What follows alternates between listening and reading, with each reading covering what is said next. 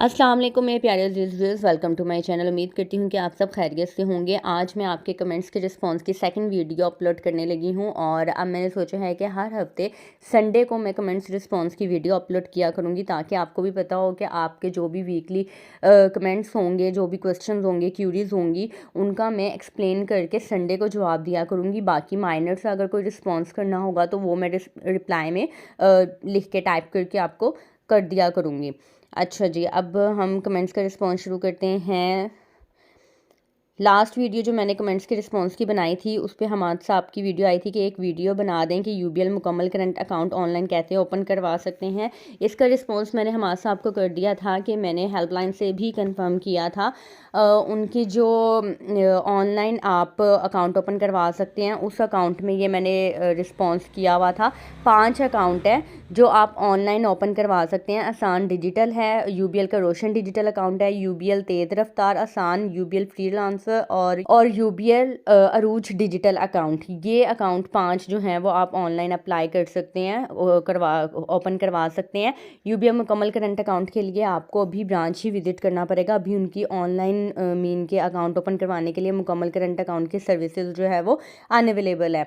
अच्छा, उसके ऊपर जो है वो मोहम्मद नुमान ने कहा हुआ है कि अगर आप चाहें तो सिर्फ मेरे ही इन क्वेश्चन पर 3 से 4 मिनट की वीडियो पूरी हो जाएगी। ठीक है, मैं आपके सारे क्वेश्चन के आंसर कर देती हूँ। ये इन्होंने कोई 10-12 क्वेश्चन पूछे हुए हैं।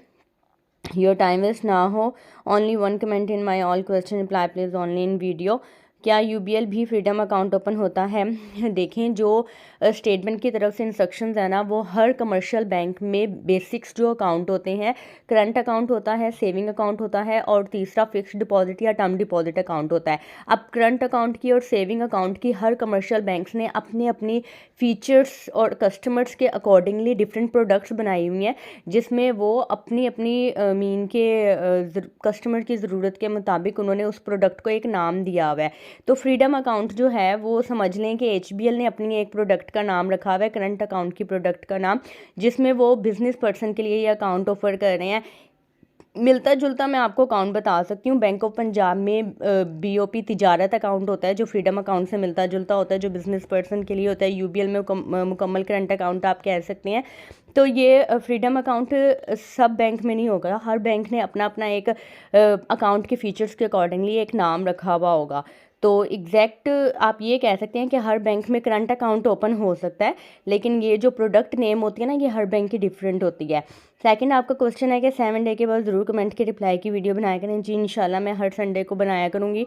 आप एक अपना सेकंड कोई व्हाट्सएप के लिए नंबर शो कर, सॉरी मेरा व्हाट्सएप के लिए कोई नंबर नहीं है। मैंने अपनी ऑफिशियल लाइफ में कभी व्हाट्सएप को ऑफिशियली यूज़ नहीं किया। तो इंशाल्लाह यूट्यूब के ऊपर आप सब मेरी एक फैमिली की तरह हैं और मैं आपको इंशाल्लाह ज़रूर रिस्पॉन्स किया करूँगी। नंबर 4, ऑल बैंक ज़कात डिडक्शन पर एक वीडियो बनाएं।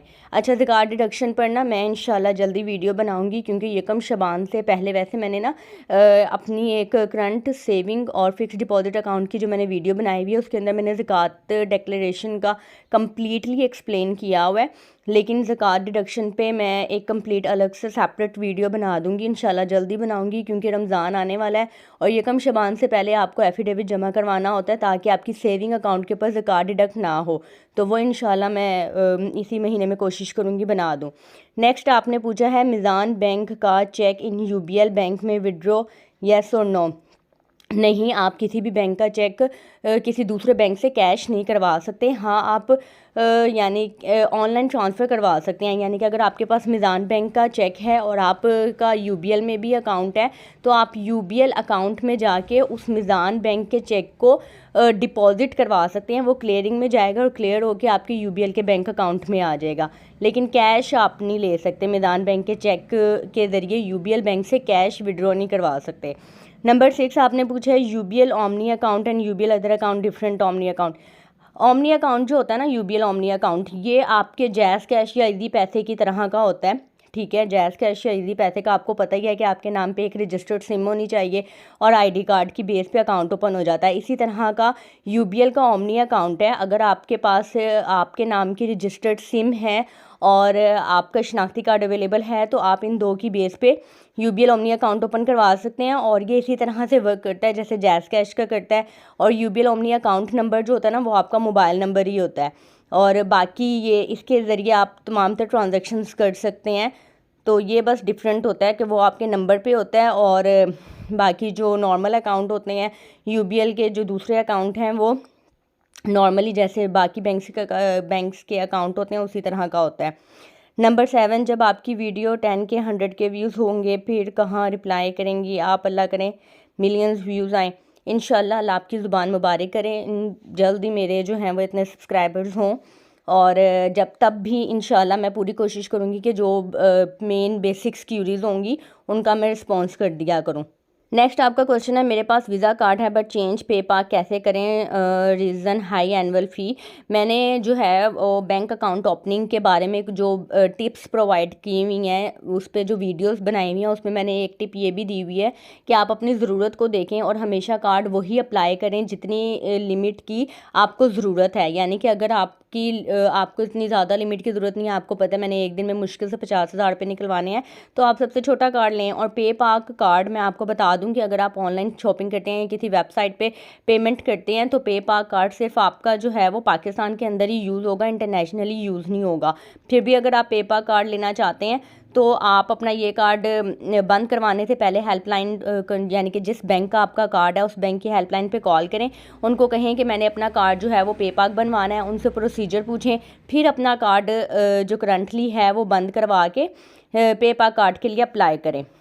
इसके अलावा नंबर 10 पे डोरमेंट अकाउंट को भी अगर एक्टिव ना करें 2 ईयर या 5 ईयर्स तो क्या अनकम्प्लाइंट होगा? इसका मतलब अच्छा, डोरमेंट अकाउंट को भी अगर आप एक्टिव नहीं करते हैं ना तो वो डोरमेंट अकाउंट जिनके अकाउंट का बैलेंस 0 या फिर 1,000 से कम होता है तो वो 2 साल के बाद, यानी कि अगर उसको डोरमेंट हुए हुए 2 साल हो चुके हैं तो वो ऑटोमेटिकली बैंक के एंड से ऐसे सारे अकाउंट्स जिनके अकाउंट का बैलेंस 0 या 1,000 से कम होता है और डोरमेंट हुए हुए 2 साल हो चुके हुए होते हैं तो वो अकाउंट ऑटोमेटिकली वो क्लोज़ कर देते हैं, उनका कोई डाटा सिस्टम में नहीं रहता है।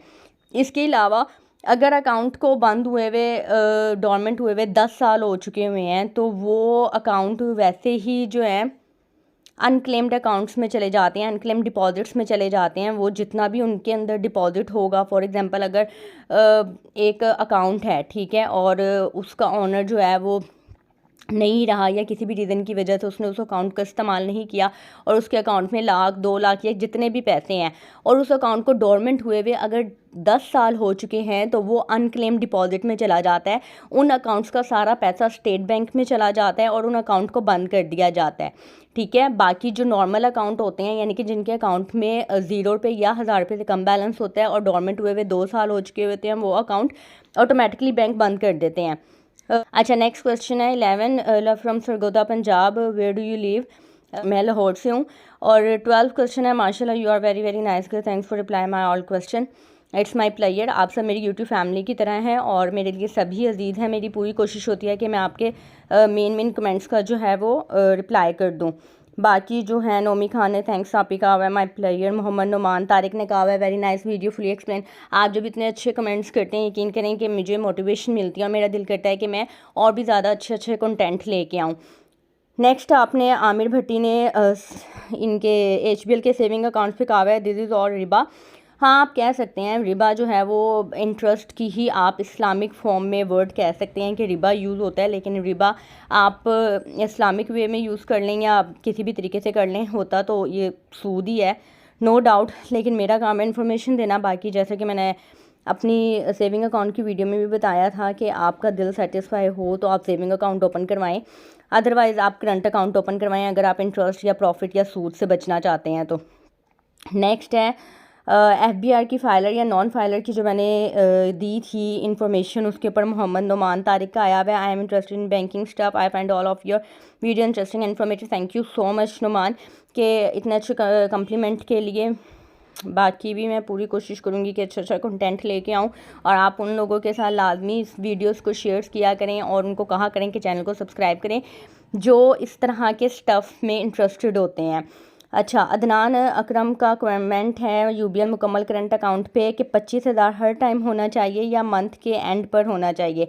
अच्छा, ये मैं आपको गाइड कर दूं कि मंथ एंड का क्लोजिंग बैलेंस नहीं, उन्होंने कहा है कि 1 साल का एवरेज बैलेंस आपका 25,000 होना चाहिए। अब देखें एवरेज कैसे निकलती है, मैं आपको बताती हूँ। फॉर एग्जांपल, अगर आज आपने आज के दिन आपने 50,000 रुपये अकाउंट में रखे हुए हैं, ठीक है, आज पूरा एक दिन गुजर गया, अगले दिन आपने अकाउंट में 0 रुपये रखे हुए हैं, तो अगर आप 2 दिन की एवरेज निकालें तो 2 दिन की एवरेज कैसे निकलेगी? समीशन x/n, यानी कि 2 दिन का बैलेंस आप प्लस करेंगे।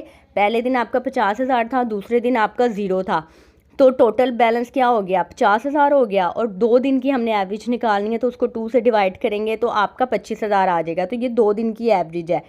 एवरेज इस तरह से निकलती है कि आपका जो बैलेंस है ना, फॉर एग्जांपल अगर आपका लाखों में बैलेंस रहता है तो अगर कुछ दिन आपका बैलेंस कम भी होगा तो एवरेज आपकी पूरी निकलनी चाहिए। पूरे साल का आपका जो एवरेज है समीशन x/n के अकॉर्डिंगली, ठीक है, इस फॉर्मूले के अकॉर्डिंगली आपका एवरेज बैलेंस हर वक्त जो है कम से कम भी 25,000 से कम नहीं होना चाहिए, ठीक है। होपफुली कि आपको एवरेज की समझ होगी। अगर आपको फिर भी नहीं समझ आई है तो आप मुझे कमेंट कीजिएगा, मैं इसके ऊपर छोटी सी एक वीडियो बना दूँगी कि एवरेज किस तरह से निकालते हैं। दूसरा जो है, कल मैंने मीज़ान बैंक के सेविंग अकाउंट्स के बारे में जो है वो वीडियो अपलोड की थी, उसके ऊपर ये कमेंट आया हुआ है, very nice video, thank you so much. Mohammad Numan का है, आसान अकाउंट कंफर्म है कि बाद में इनकम प्रूफ के साथ कन्वर्ट होगा मीज़ान बचत अकाउंट में। देखिए, मैंने ये नहीं कहा कि इस प्रोडक्ट में कन्वर्ट होगा या उस प्रोडक्ट में कन्वर्ट होगा, लेकिन आपके अकाउंट के साथ जो आसान का लफ्ज़ है ना, आसान अकाउंट का, वो हट जाएगा। यानी कि आसान अकाउंट के जो फीचर्स होंगे या आसान अकाउंट की वजह से जो रिस्ट्रिक्शंस होंगी ना, वो ख़त्म हो जाएंगी। क्योंकि ये एक लाइव एग्जांपल है, मेरे अपने एक रिलेटिव ने जो है वो मीज़ान बैंक में आसान अकाउंट ओपन करवाया था, उसके बाद उनकी इनकम अच्छी हो गई या जो भी है, उन्होंने उसी आसान अकाउंट को एक प्रॉपर नॉर्मल अकाउंट में प्रॉपर डॉक्यूमेंटेशन दे के उसको अपडेट करवा लिया था। अकाउंट नंबर वही रहा था, लेकिन उनका जो साथ में आसान अकाउंट का एक टैग आता था ना, वो हट गया था।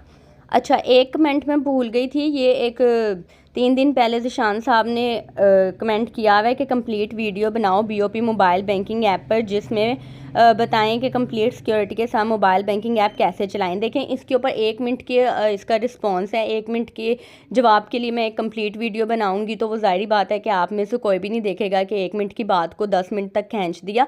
तो मैं इसके ऊपर ही आपको रिस्पॉन्स कर देती हूँ।